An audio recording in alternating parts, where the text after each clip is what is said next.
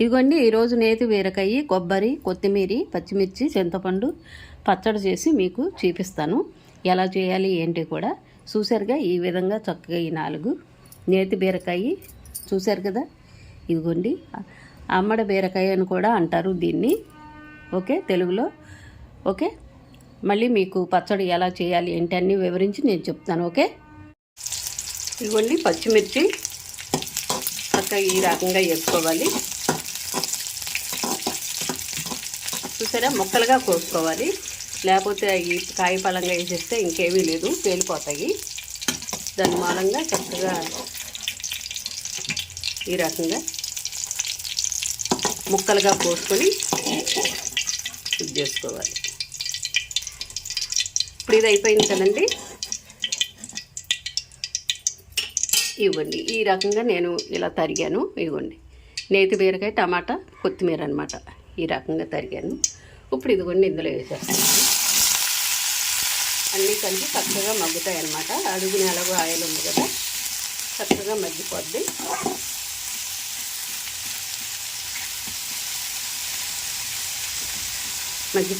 Okay, మళ్ళీ మీకు చూపిస్తాను నేను. ఈలోపుగా కొబ్బరి కోరేస్తాను. ఇదిగోండి చక్కగా ఈ రకంగా మగ్గింది.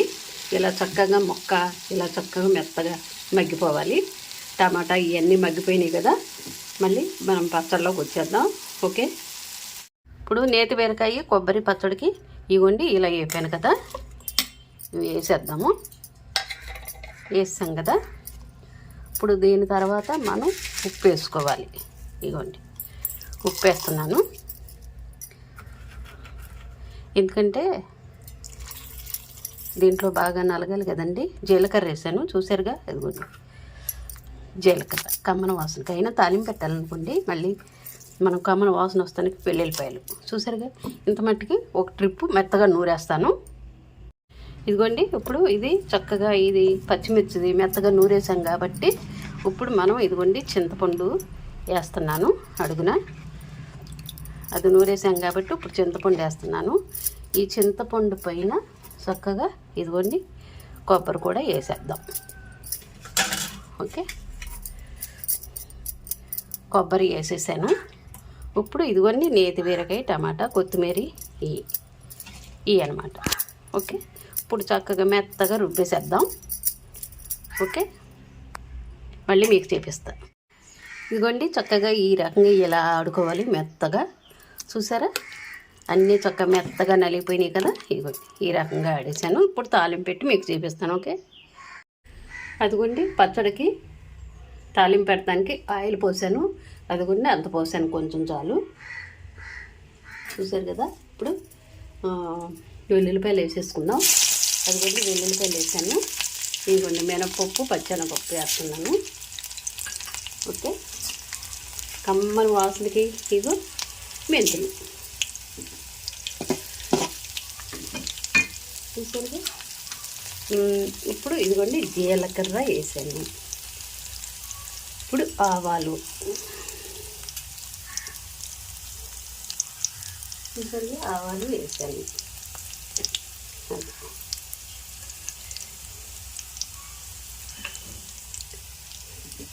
ఈ రకంగా చక్కగా తిప్పుకోవాలి. చూసారు కదండి, ఆ రకంగా చక్కగా చేయాలి. ఇదిగోండి ఇప్పుడు ఎండుమిర్చి వేస్తున్నాను. ఓకే,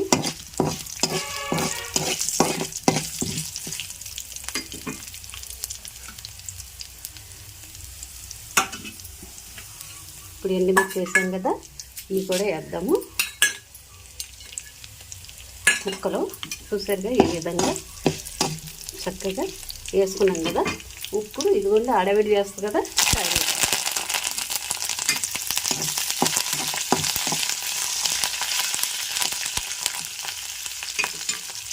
కరివేపాకు వేసాం కదండి.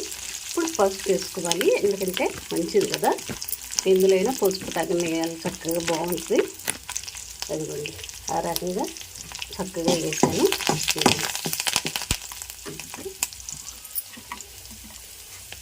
ఇప్పుడు పచ్చడి వేసేద్దాం. ఓకే, అన్నీ వేసేసి తాలింపు పెట్టేసాం కదా. అదండి చూసారుగా ఇదిగోండి.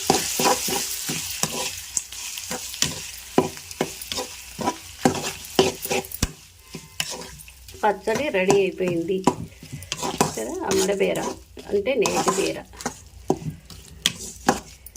నేతి బీర, కొబ్బరి, టమాటా, కొత్తిమీర చక్కగా